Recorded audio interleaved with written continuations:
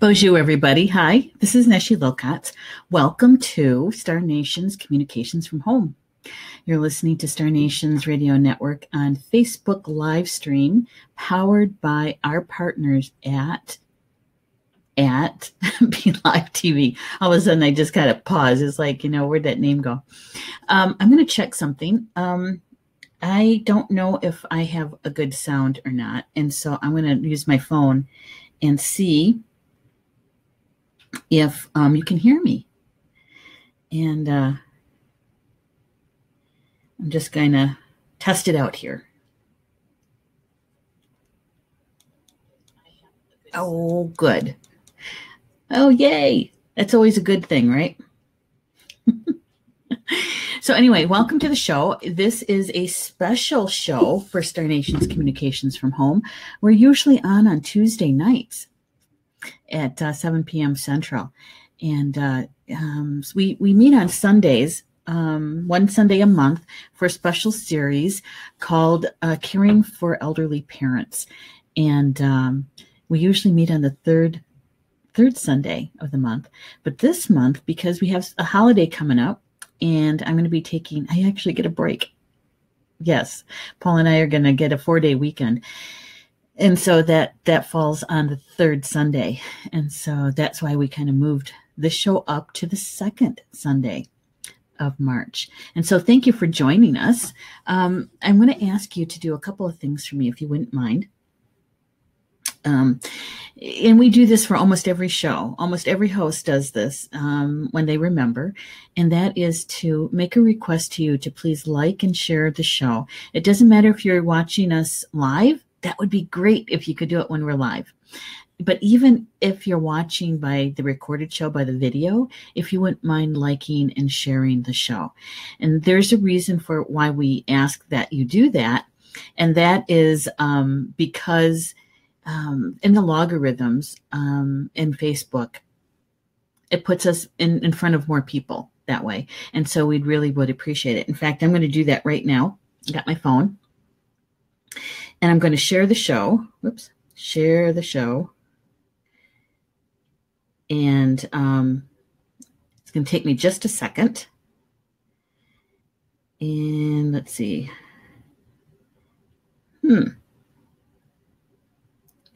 All right.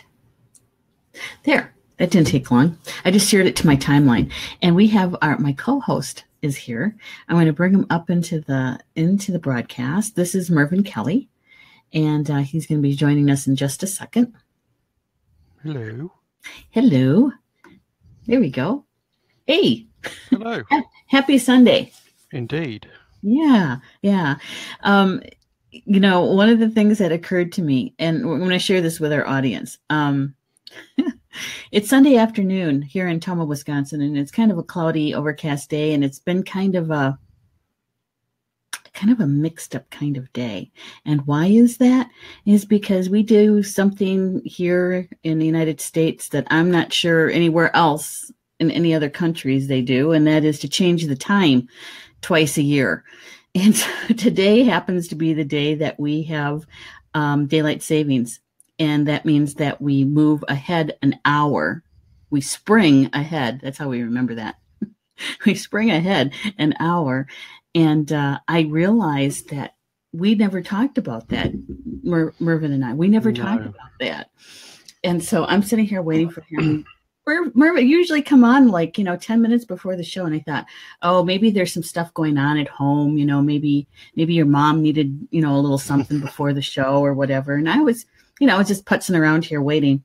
And then that thought hit me. It's like, oh, wait. No, we do it next week. Oh, you do? Oh. See, I wasn't even aware that other countries did that. Yeah, I think everybody does.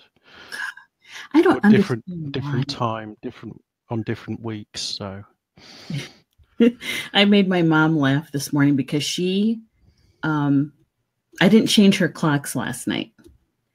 And honestly, I forgot. And so when she got up this morning, she thought it was 7 o'clock, and she comes out for breakfast, and it's 8 o'clock. And she's all flustered. And she goes, "Oh my God, I'm so late." I said, "For what?" or what? And I said, if I had my way, we wouldn't change the time at all, because it's so difficult to remember how to do things once you're off an hour. And I made her laugh. I said, it's all because of Benjamin Franklin. He's the one that came up with the bright idea to make the change the time for daylight savings time. And I said, he's not even around. I don't even think he would care if we chose not to do it anymore. Good old Ben. He wouldn't care. So anyway, I'm glad that you could move this up. Rush around and move it up an hour. I appreciate that. So how you doing? I'm doing fine, thank you very much. I'm doing fine. How are you? I'm doing pretty good, considering, like, talk about rushing around. It's not so much a rush as it is, like I said, it's a different kind of flow to the day. Mm-hmm. And when you are the primary caregiver for someone, and the time gets kind of screwed up, it kind of, your whole day is just kind of start and stop and start. Yeah. And for me, it was waiting for Mom to get up and to come out for breakfast. And sometimes I have to go in to give her a hand with something. And so it was, it's one of those days where you just have to practice patience and just kind of remember to get into the flow of things. Yes, yes, he's just trying to get there when things have gone all woogity. Yes, definitely. And, I can remember when I was working for the state of Wisconsin and we would do this change, I would always have the hardest time doing that adjustment, both the spring and the fall. In the fall, when we moved back the hour, mm-hmm. We lose an hour's sleep, right? And so that was always difficult. And so anyway, that's just trying to get used to it. I see that Julie's with us. Julie, hi, Julie. She hasn't made a comment. I just checked on my phone because the screen was still on. I'm going to ask Julie to do me a favor. Julie, could you share the show to the Star Nations Radio Network closed group? And that would be really helpful if you could do that. I tried to do that, and all I could get was to my own timeline, which was easy enough, but not everybody is going to look at my personal timeline. So if you could do that for us, Julie, I'd appreciate it. So Mervyn, today is our special show about caring for elderly parents. Indeed. Yeah. And, thanks to Holly Hagan, who gave us, she had written to us about this series and had listed out some things that were important to her. And so this is one of her on her list of things, and that was how to enjoy the blessings and the benefits of being a caregiver to an elderly parent when you are exhausted and stressed. And so I offered that to you as a choice of what do we want to talk about today, and you said that is a great topic. Mm-hmm. So would you want to say a little bit about that? Well, when you are in that space, you don't really see much of what is, what gifts are being given to you, and in fact, you don't really see much of anything.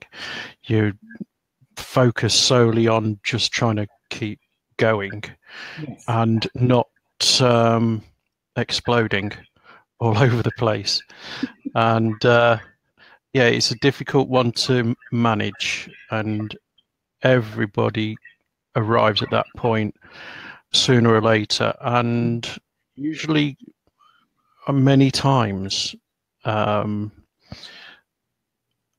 it's one of those things where when you do feel like you're exploding, or you're just trying to hold it in, that you're trying to hold that, all that craziness Yes. that you're feeling inside. You're trying to just restrain it.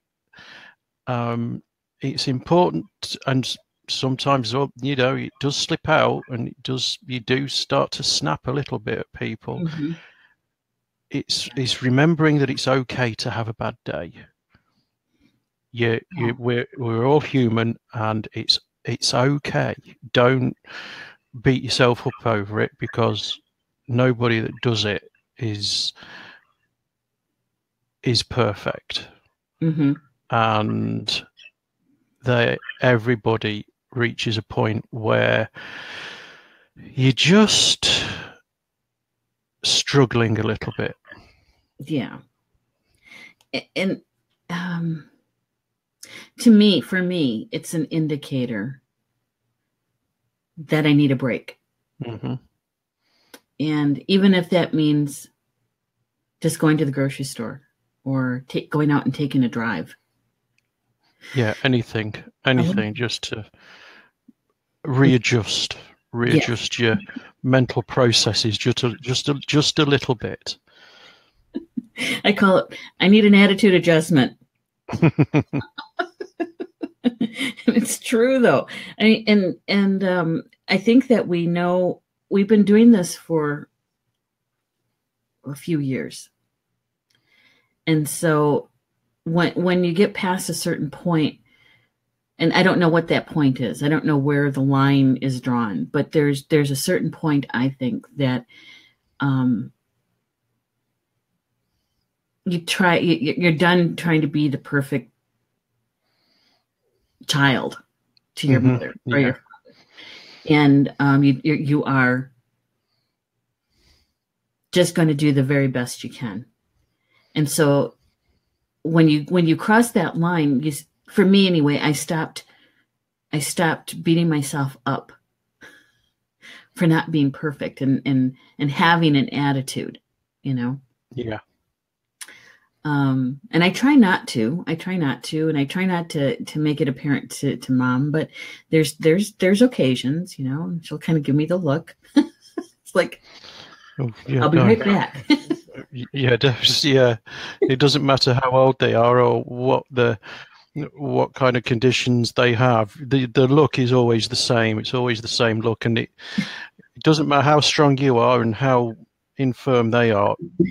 We hear and obey, and all it takes is that look. Oh my gosh.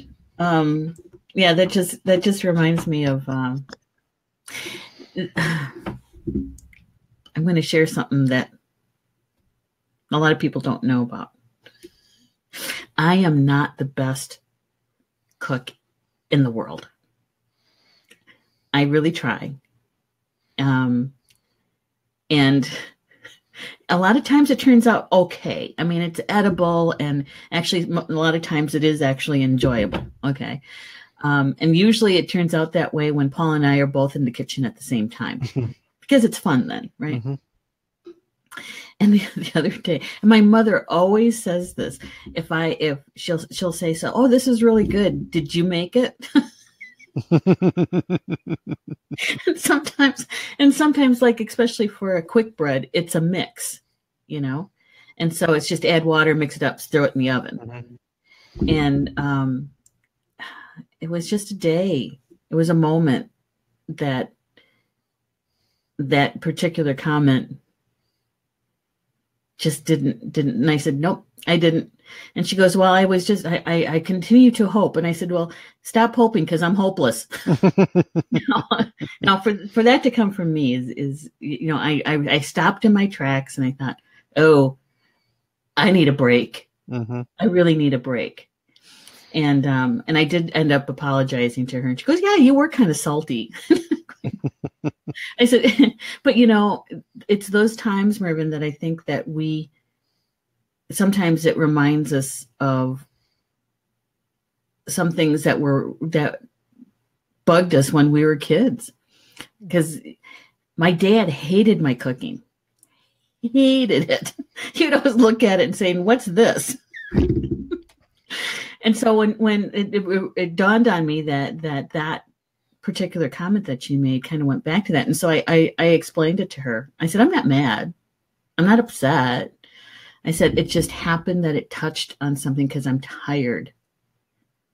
I am literally physically tired. And I said, and that doesn't have anything to do with you. And so I was honest with her about it. I don't know if that's anything that you do with your mom, but it helped. It helped. The communication helped. Yeah, it's always communication is pretty much the key to everything, really, and just finding they don't have to be the right words, but just the words that allow you to say that, you know, it's not you. I'm just at a point where I am tired. I'm run out of steam and I need to re-stoke the fires a little bit just to keep going a bit longer. Mm. You know, it doesn't matter what you say, just as long as you can just pass it on, just so that they understand that you're not being angry with them. And that's just the important thing, that they understand it's not, you're not angry with them and you're not resentful of them, and that's even more important. And you just need a moment for yourself just to recharge, and they will understand. You know, not necessarily in the words that you would like, but the ones that they have at that moment. Yeah. And I think I totally agree with you. I totally agree with you, because it's in those moments, it's not necessarily about them. No, it's not about them at all. It's entirely about yourself. You just need a moment for you to do something that you've been wanting to do for yourself. You've been excited about for however long it may have been, that you've always wanted to do a particular thing, an activity, a little bit of an adventure. So, you know, when we do this, we let go of a lot of things that everybody else seems to be getting on with and enjoying. We stay at home and continue caring. Yes, absolutely. And when we talk about, you know, the enjoying the benefits and the grace, the gift that we have, it's not that we're oblivious to it or that we don't recognize it. I don't know how many times someone, especially family, have said to me, "You're so lucky. It's such a blessing to be able to do this for grandma or for mom or whatever, you know." And it's like, well, I get that. I understand that. Really, 100% get it. Otherwise, I wouldn't be doing this. But that doesn't exclude them from giving a hand. Yeah, exactly. You know, doesn't exclude them from enjoying the gift on occasion. Right? Very much so. But they really don't see it. You know, you can have all the gifts. You can have all the blessings. It's all for you. Yeah. So. You know, when I was prepping for the show, I was trying to find things that were a little bit more positive. And looking at or discussing the blessings, the gifts, the grace around all of this, right? And, you know, it really is kind of hard to find. I spent a good hour and a half poking around the internet, looking and reading, and so it makes me wonder. It makes me wonder. You and I are a part of a group of people who there's a lot more people in that group of primary caregivers of elderlies, whether it's a parent or whether it is a spouse or somebody older, and that we're the primary care. There's a lot of people out there doing this, and the resources out there, there's a lot of them, but those resources really don't talk about the positive end of stuff. No, they don't. I mean, there's in many ways it's very personal as to what you're receiving in return. There may be many people who are purely earthbound, who don't consider any spiritual gifts and that they're being given because of it. It's purely, I'm doing this because she's my mum or he's my father. That's it, and that's all they need to know. When you start looking, perhaps those people don't really need to look any further than that, and that's fine. For myself, I do need to look further and just to examine what I've been given in return. Examine's the wrong word. Well, to acknowledge it, to see acknowledge it. That's a better word. But then to know where I'm going to take those and pass those on later to whomever may need it. It's all practical help that's written about. Practical help. This is what you need. This is where you need to go for particular aids. These are where you need to go for finances. This is where you need to go for such and such and such. Normally, the last line down over here is you may or may not get any of this help. So just don't worry about it. Just keep going. A lot of it is just finding your way through. So yeah, it becomes more of a lifestyle. This is how I'm going to live my life. This is how I'm going to live my life for however long I need to. And then once you've accepted that and you stop fighting it, then things are not easier but smoother in some ways. Well, I think it's different because your attitude or your thoughts around it is different. Nothing really changes, but you change. You change. And just to let our audience know that when you get to that point of the acceptance, there's a breakthrough kind of situation, because you're letting go of something. Many things. it's all your plans that you ever had. You just let them all go. And then there's also I think the acceptance of that takes a little bit. It's not an overnight flip the switch kind of thing, because you need time to process that. You need time to absorb it. And Julie's got a couple things to say here. I want to share what she's saying.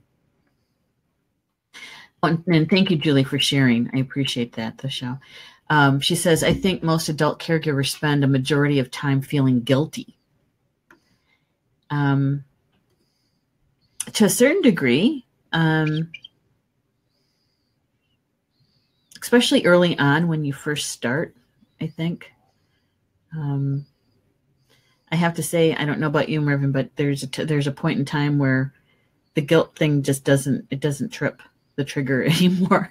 No, I don't feel I guilt. mean, I'm not entirely sure I'd agree with most caregivers feel of that feeling of guilt. From my own experience, I don't. I feel sometimes I know I could do better. Sometimes there are things I just cannot Yeah. help with. Feeling guilty, no.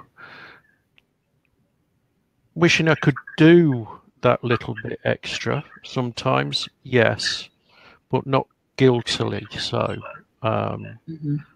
I gave up on a lot of my guilt many years ago. It's no point. It doesn't. It doesn't help. It makes no difference. I've got plenty of other people trying to make me feel guilty, and they don't. It doesn't work for them either. So No, the guilt thing. If there's any guilt, that, and from my personal experience, is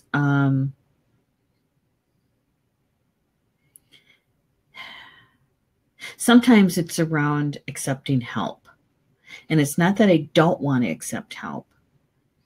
It's just that the help that's being offered doesn't necessarily fit the need. mm-hmm. If that makes any sense. Yeah. If somebody wants to come and no, this is hypothetical, okay? Hypothetical. If somebody wants to come and stay with mom for like on a weekend, but it's not Paul's weekend off. It doesn't make any difference. No, it doesn't. And so I would be declining that, or saying, can you look at, this particular weekend? Are you available that weekend because Paul's off, and that make things a little bit easier. So if I have any guilt, it's around that particular thing. Okay, there is one. It just popped into my head. When I'm late with something, when I'm late with a snack, when supper's running late, and my mom has a glucose situation that she feels better when she has a certain amount of food, so her glucose level is more even. Mm-hmm. Yeah. It drops. And so when I'm running late with things, there is some guilt there.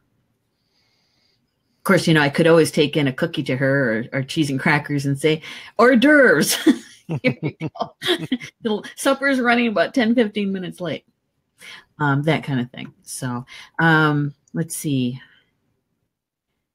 And Julie is saying about having a moment, or what mom and dad has done for a person. I'm not sure what that was about. I think we were talking about having that moment about getting the attitude adjustment. Yeah. And she's talking about, so they don't process it, that it's internalizing, not spoken. Yeah. And that's why I think communication is really, really important, even though it might be a hard thing to talk about. Yeah. It's kind of like what Mervyn was saying. You're saying sometimes you don't have the words, or what you feel is might be the correct words. It's better just to sit down and try to express it, because it's easier in the long run. In the long run, definitely. Mm-hmm. Because, if they start feeling you're resenting your role, or unhappy for any particular reason, then they will blame themselves for it. they will feel that they're holding you back from your life effectively, and they're not. We've changed our life because that's what we feel we need to do. We're not doing it because of them. We're doing it because of both of us. Mm. Mm-hmm. They need it, we need to do it. Mm-hmm. Therefore, it gets done. If Yeah. we didn't need to do it, then it would be left for somebody else. Mm-hmm. We've been given the tools to be able to do this role. Yeah. Yeah. I have to agree with that. And here's Lisa Belding. Thank you for joining us, Lisa. She says, my guilt was having to let go and place mom in a full-time nursing care. Yeah, I understand that. I had to do that with my dad because his medical needs were far surpassed what I could do here at home. And yeah, that was the hardest emotional thing I had to do. And that was one of the reasons why I sat down and talked to Paul about doing this, is because I said, I don't think I can emotionally take doing that again. Mm. And so that was part of the thought process of doing this. Yeah, so I totally get that, Lisa. To me, it would be emotionally really difficult to do. But I hope she's got over that guilt, because if she doesn't have the tools to be able to take for those care needs, then somebody else has to take over. Mm-hmm. Because if you don't allow that, if you say no, then you're doing your parent or whomever it may be a disservice, because you're trying to keep that control, and it's not about that. It's not about control for us. It's about what is best for them at the time. So when the care needs become, or especially when it's healthcare, we're not qualified and we don't have those tools. So it is necessary for us to let go.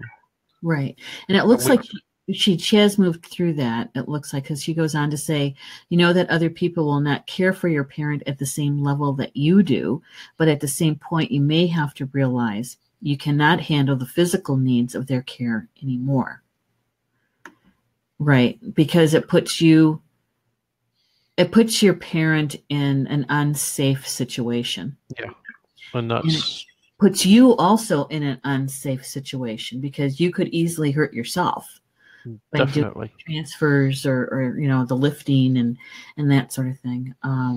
Yeah. And Lisa, this is okay. I got to show this. She says, yes, I understood that, but it was still tough, and tough convincing other family members it was time. And that adds to the guilt, doesn't it?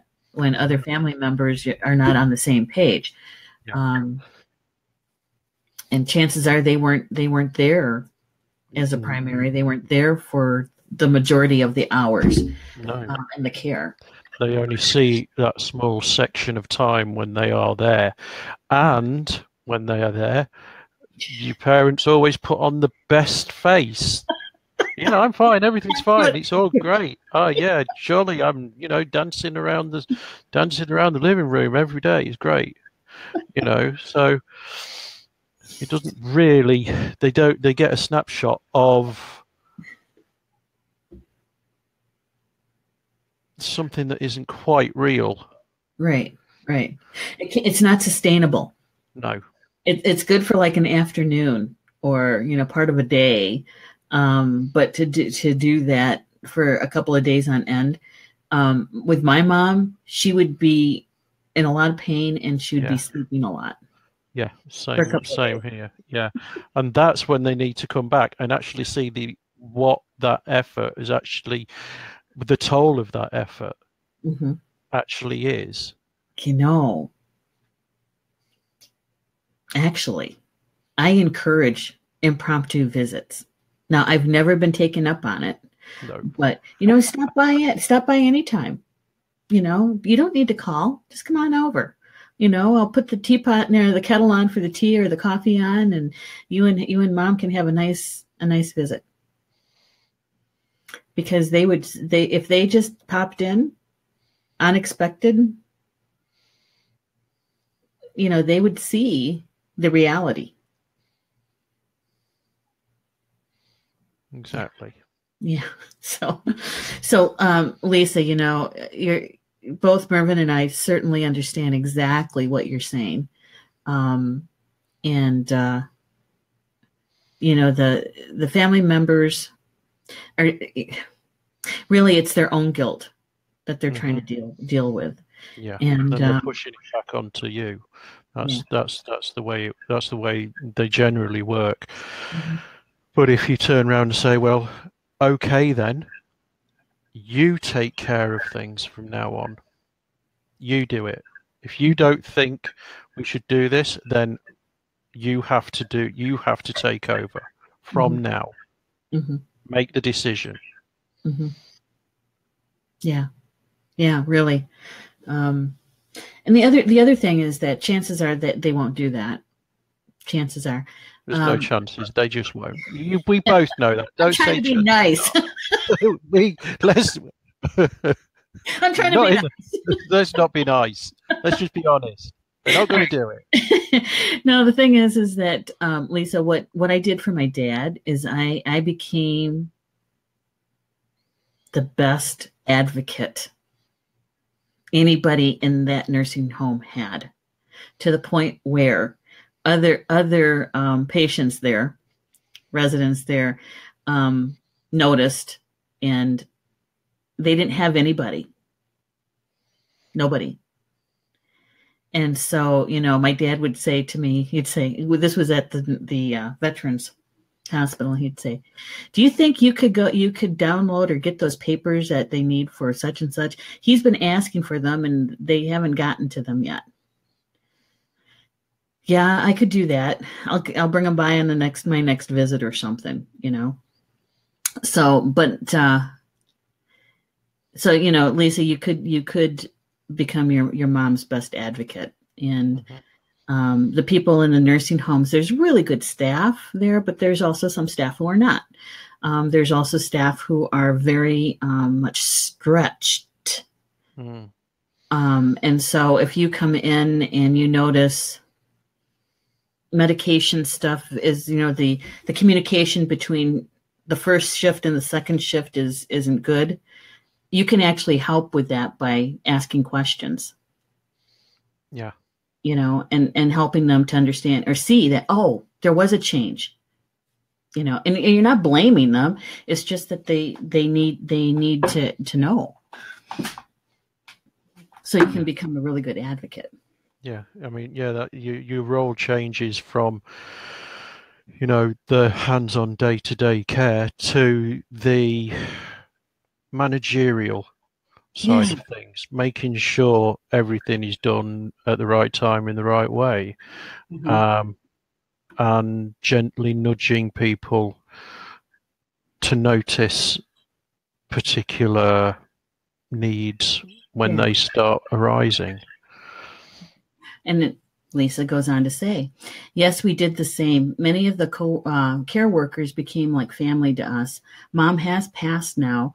We still keep in contact with her caregivers. Well, our condolences to you, Lisa. Indeed. And I'm sure that your mom knew what you did for her. I'm sure she did. How could she not? How could she not? She did. So, Mervyn, one of the things that I found, and I shared it in the I can't remember if it was at the main fan page or if it was in the closed group, but I found something. It's called The Caregiver's Living Room, a blog by Donna Thompson, without the P. No P in Thompson. And it's an article about how caregiving changes us. What dies and what grows. And it's kind of talking about what you did, about letting go of your previous life and this new lifestyle that you're now accepting. Mm-hmm. She says that lately I've been thinking a lot about how we change over time as caregivers, the parts of ourselves that die and the new parts that grow. And she goes on to say that what's died in me is, she's talking about herself, an assumption that I will have a spontaneity in my life. Gave up that assumption. Mm-hmm. Yeah, the idea that life would carry on according to my plans. Mm-hmm. The inability to be alone. Mm-hmm. Yeah. I'm never alone. I would like to be alone on occasion. I think that's why I stay up later than I should, because I'm finally done working on Star Nation stuff, usually around 10:30. And so then there's an hour that I spend just doing something, whether it's watching part of a movie or scrolling through Facebook or social, not to post anything, but to read and to watch a video or something. And so I end up going to bed late and then I'm tired. And she goes on to say, insecurity in my own abilities to do what I put my mind to. And then fear of vulnerability. Yeah. Vulnerability. We haven't ever talked about that. No.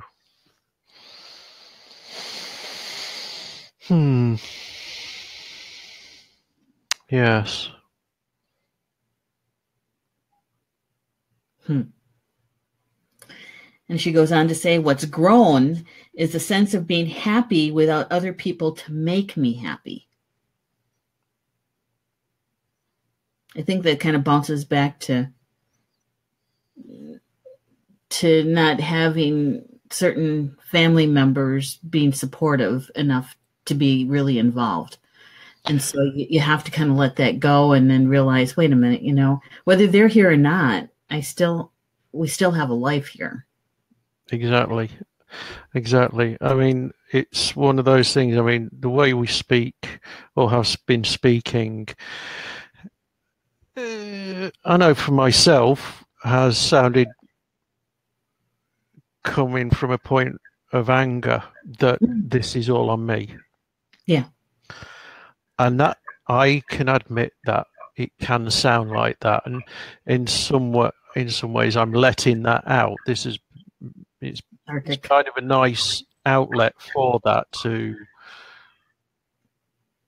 release it a little bit, because there's nobody else to release it to. So,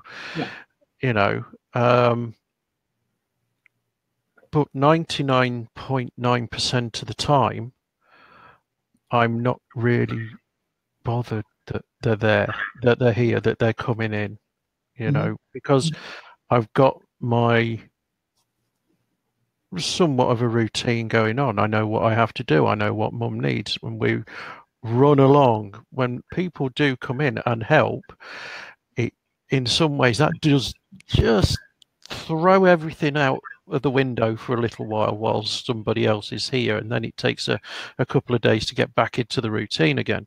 So most of the time we're pretty okay, or I know I am, that I am doing this because I know what I'm doing.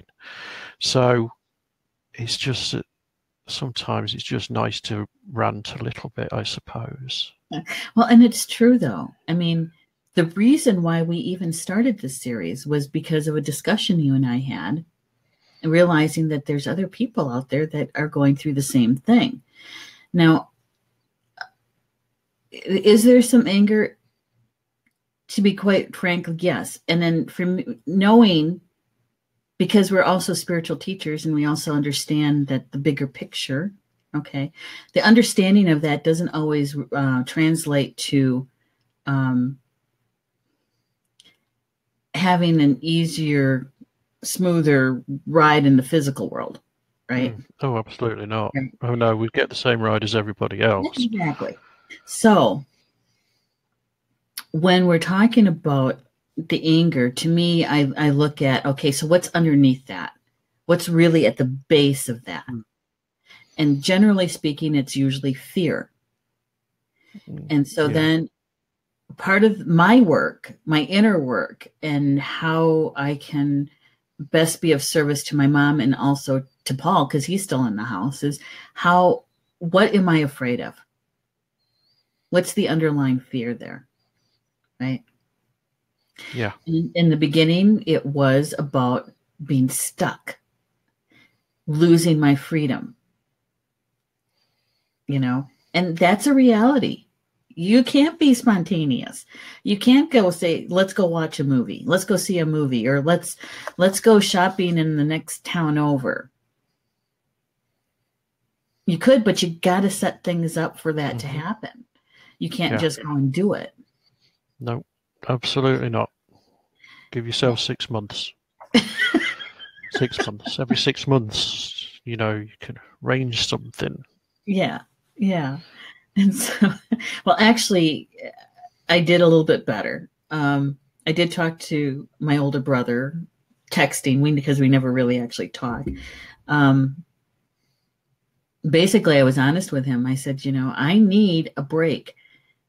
Every month would be great, but it has to happen at least every quarter. Every 3 months, I need a break, and I need a 4-day break. A day on each side to do the drive. So that's not really a break. That's just traveling. But I need that time. If I don't get that time, I'm going to break. Where does that leave you? Because that would leave him in charge. Yeah, it would then be his turn. Yes. So I have been getting my quarterly time off. At least it's been 6 months worth. We'll see how that goes for the rest of the year. Now, this Donna person goes on to say that what's grown in her is that the humility in the face of the random nature of what life deals me. So, to be humble. Absolutely. Be humble. Yeah, I am in the face of everything. I know how teeny tiny and unimportant I am, and that's a nice place to be. In we're all as important as the universe and as unimportant as anything can be. It's not a matter of perspective, but knowing that we don't know it all and we never will do. We can't do it all and we never will do. And we're just going to try the very best that we can. Right. That's enough. Right. And I think that it took me a while to get to that place, that acceptance, peace. And once you get to that place, it becomes more enjoyable, easier. You get past, I don't know if I want to call it this, Mervyn. It's like a honeymoon phase when you first get started, when mom first moves in or dad first moves in, and they kind of get settled in. Right? Yeah, you're figuring it all out. You're working it all out. It's quite new and exciting. You're doing your best. But you're fresh. You're fresh at this. You don't know where all the things are coming from, but you get in the rooms already and everything. And it's all really. You're looking forward to having that time until the reality of that time actually sets in, and you think, can I actually do this? Right. And every one of us is going to have that question, and every one of us will have the same answer. We might not know it at the time, but we'll all have the same answer, and that is yes, we absolutely can do this, because the universe wouldn't have guided them to us if we couldn't do it, if we couldn't handle it, if we didn't have those the mental tools to be able to handle it. We might not have them all all in one go, but we know we will get them. Right. They will arrive, and generally when we least expect them. Mm-hmm. But Well, they do arrive. what I think is it's kind of a strange thing to explain. There was a point when I'm thinking, oh my God, my life is like the movie Groundhog Day. Oh my God, how did I do this? How did I get here? How do I get out? And I wouldn't change my mom being here. I wouldn't change that. No. And then there comes a point, again, don't know what time frame that is not the same for everybody, for sure. But at some point, because you even said it, you said, we have a certain routine. Yeah. And things get run smoothly, and because we have this routine, we have this flow, and when somebody comes in and changes or adds something to it, it takes us a couple of days afterwards to get back into the flow. Yeah. All right. Exactly. And then I realized, wait a minute, I guess Groundhog Day isn't all that bad. Because in the movie, his character got past that and started doing things that he knew that it didn't make any difference how much something cost, or if he went to go study to be a doctor. It was, what time wasn't anything. Yeah. Right. And the growth from I do like that movie, and the growth of his character from the beginning to the end we learn and grow from doing this role, from having this role. We grow in ways that we never thought we ever would. Mm-hmm. And it is joyful. And I think one of the things that has helped me, especially on those days when I need an attitude adjustment, is to really say out loud to myself, what am I grateful for in this situation that we have here? Because it is temporary. If you can call 10 years temporary, I don't know. It's like, what are you grateful for? And one of the things I'm most grateful for is to have the opportunity to hear some of those stories that my mom told me, cultural stuff, spiritual stuff. Yeah. When I was a teenager, and it wasn't important to me. It wasn't a priority for me. I was a teenager. I wanted to go have fun. And so, I would half listen to the story because I'm looking at the clock thinking I got to go. Mm. And now if she doesn't retell the story, I ask, you remember that one story that you told me once, and it was about such and such? I don't remember all of it because really, honestly, I wasn't really listening. So I'm listening now. Yeah. And to have that time to hear that story again. And I have recorded a lot of them. Some of them were played on Elder Hour here at Star Nations. And so it's, for me, that is one of the benefits. That's one of the joyful thing.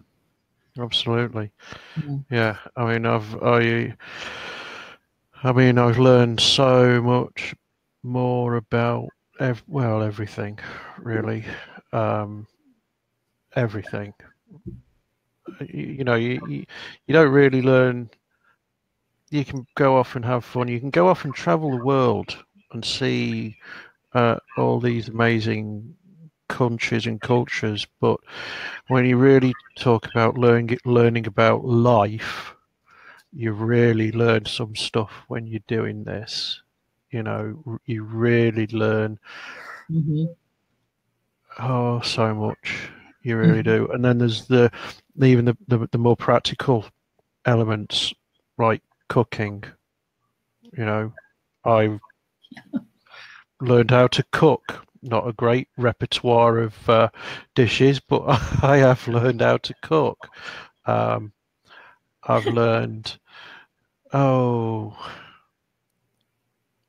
so the other interesting thing that I've has come to me, the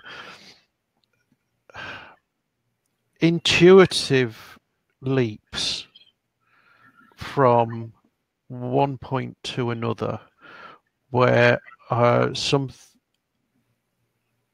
mum's a particular pain issue, and she's got the medication from the doctor and so on and so forth, but the something in my head has just pushed me in a particular direction, like learning about working with essential oils and the benefits of them, and Reiki, and all the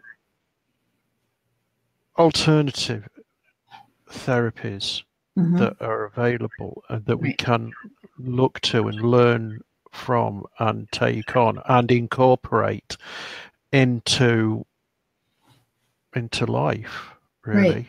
And that's been one of the biggest benefits. It's not just benefited me, but it the initial thing, is it going to help mum? And yes, it does, quite astonishingly so. And then it leads on to other things, and it's the connect. The more you connect with the person you're caring for, the more you connect with yourself, and then the more you connect with everything else. Right. Yeah. And I don't know if you've done this, Mervyn, but there's times when my mom is sharing something with me, and it can be anything,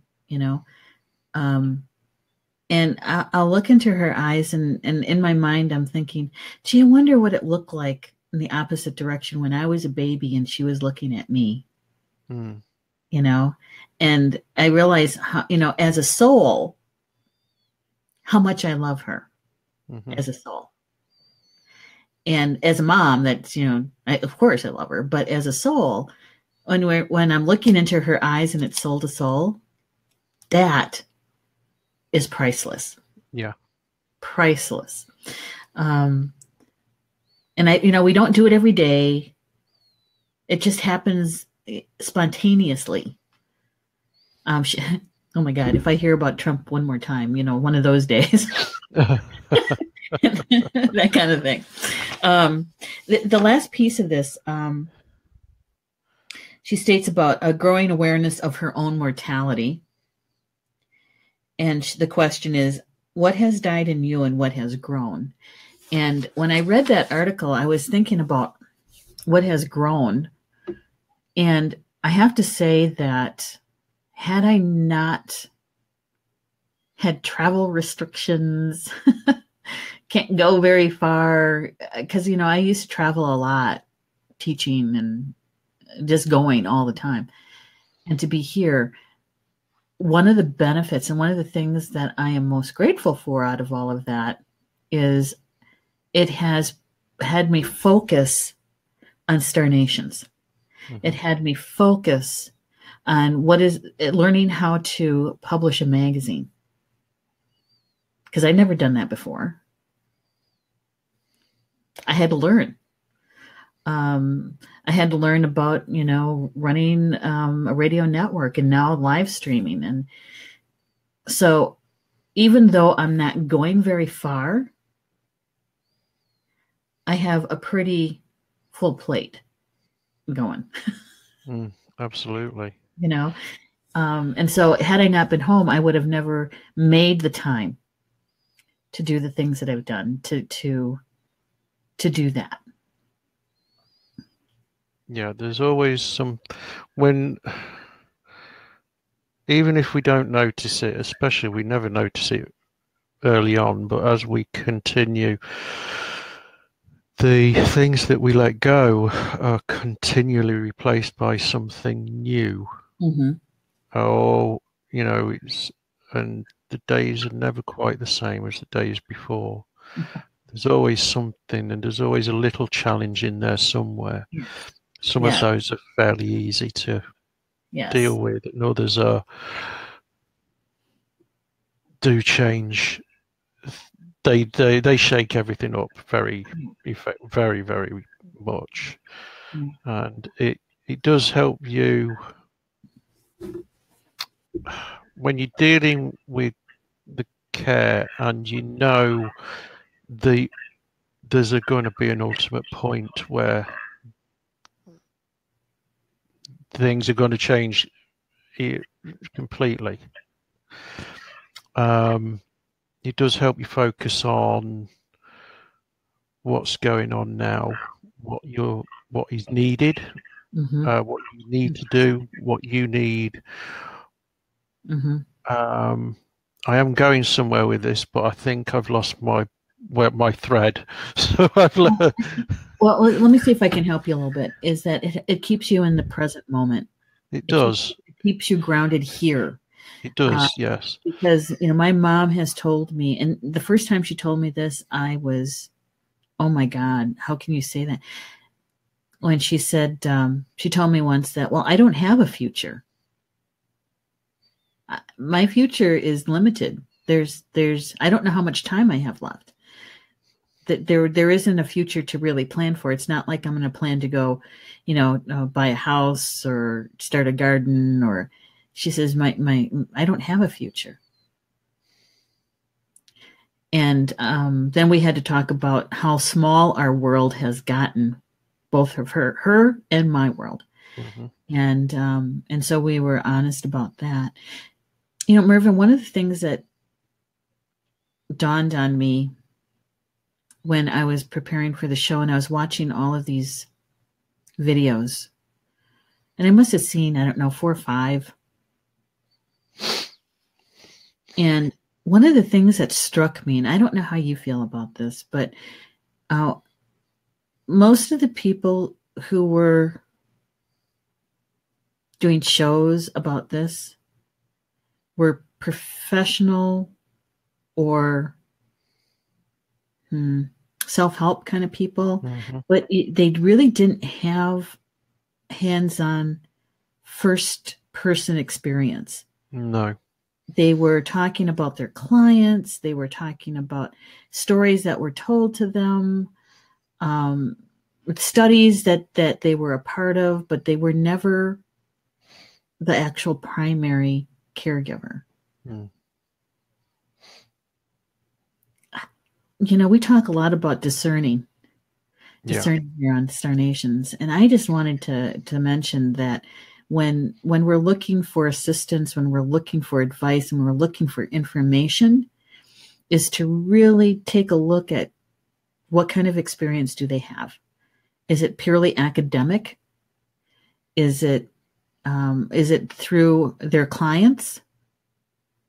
Or are they actually relating something that they've actually experienced themselves as a primary caregiver? I don't know. How do you feel about that? There's no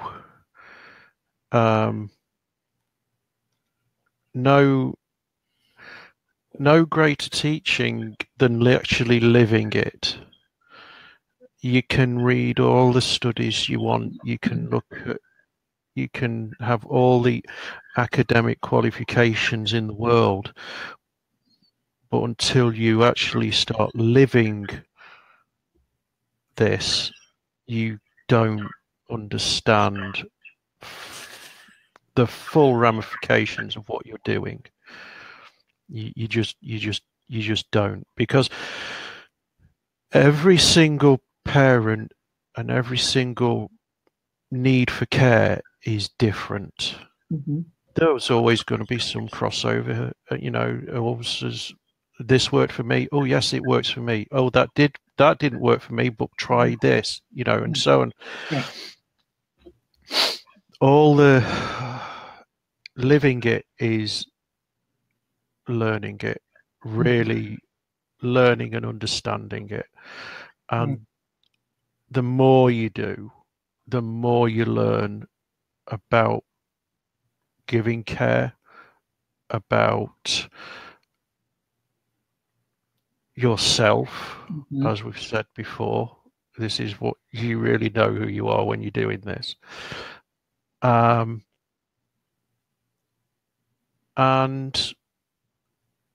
learning to think ahead. You do learn to think ahead very quickly. Yeah. Then as soon as you think you've learned how to learn ahead, you then realize that you need to think further than that.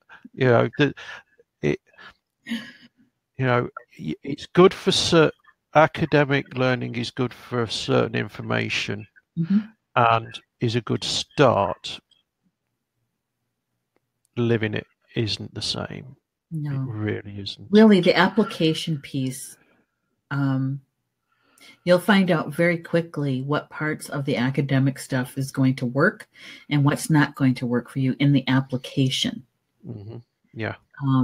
When you're talking to somebody or listening to them and they're talking about their clients, not by name, because obviously there's ethics to that, but you tend to realize that, well, wait a minute, how do they even... Yeah, I'd rather talk to the person that they're talking to. Yeah. And sit down over a cup of tea or a cup of coffee and say, how did you handle that? What happened when you did this?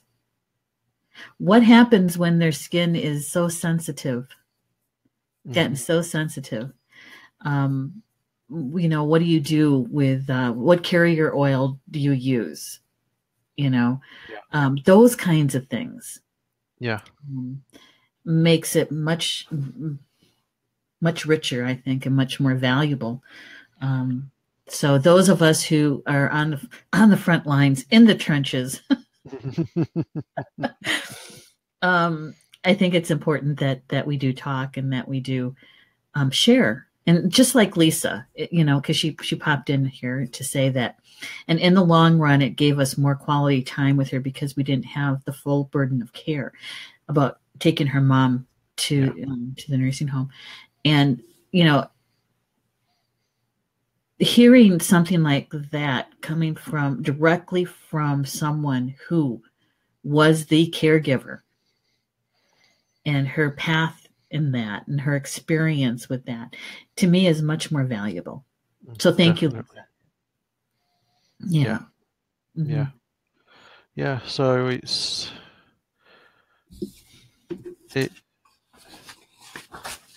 regardless of the difficulties and the bumps along the road that you come to, the bumps are never as big as what you learn from the bumps.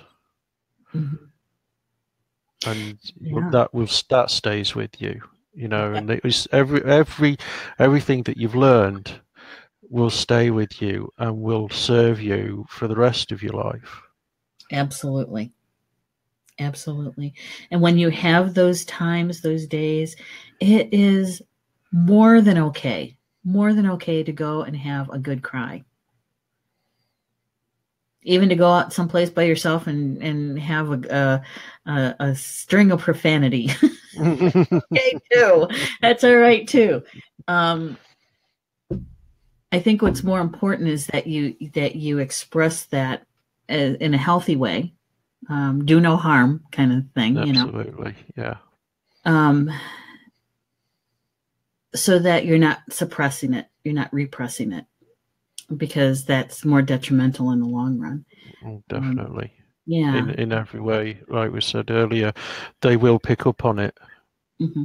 Whoever you're caring for will pick up on it, and they will blame themselves if you don't let them know that it's not about them. It's not for them to take. It's mine. Sometimes I can feel that something welling up inside that I'm going to snap. I'm going to, my voice is going to be just, the words are not going to be the right words. And I can feel it, and you do feel it. You just, it's coming up, and you just take a breath. Just to open your mouth, just take a breath. And if you need to, take another one. Yeah. And just let, with each breath, just let that negative energy, just let it out, and then just take a moment to think before you speak. That's all you need to, Yeah. Yep. We talk about the pause, right? Yeah. Taking that pause.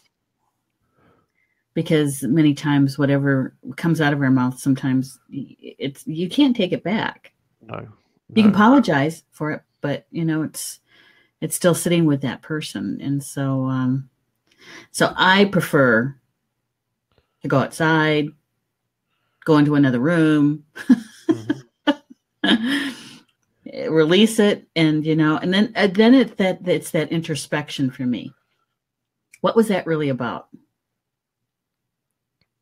Because this is the surface stuff. What's really underneath it? Yeah. So anyway, with that, I'm checking on time here. It's 3:11 already. Is there anything else you'd like to cover before we say good afternoon or good evening? We've said it before. It's okay to have a bad day. It's okay to get frustrated, and it's okay to get annoyed, because you just, in those moments, it is an enormous thing that we're doing. It's a big thing, and sometimes we're human, and it does take a toll. So just take a moment for yourself and just let it out. Have your bad day, but just remember, just don't pass it on. Yeah. We've said it before, and this is life-changing. This is the one part of your journey that is going to help you really get to know yourself. Your gifts that you came into this world, you're going to use every single one of them. You're going to know your strengths and your weaknesses. And the hard part for us, I think, is to realize that there's other people out there. There's other people who know exactly what you're going through. Your experiences with the elder parent might be, a different situation. I mean, look, Mervyn is in England. I'm here in Wisconsin, Midwest. We both have our moms living with us. The situation seems similar, but I'm sure that there's differences. But there's a an underlying common thread with that. Yeah.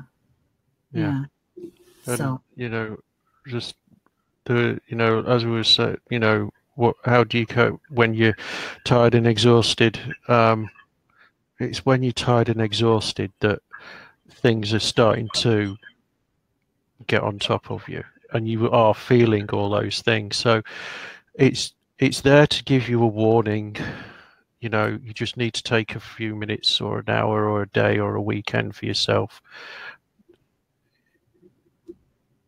Yeah, it's just a signal. Time for some me time. Yep, absolutely.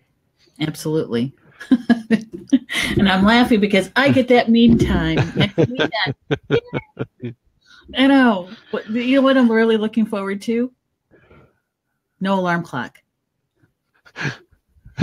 And sleeping until I'm done sleeping, and then wake up and maybe go out to a nice dinner and then go back to sleep. Oh my gosh. Mervyn, guess what? What's that? I'm getting interviewed later this evening. Oh, nice. Yeah. I had a lady on with me last Tuesday. Her name is Lizzie Hirschberger.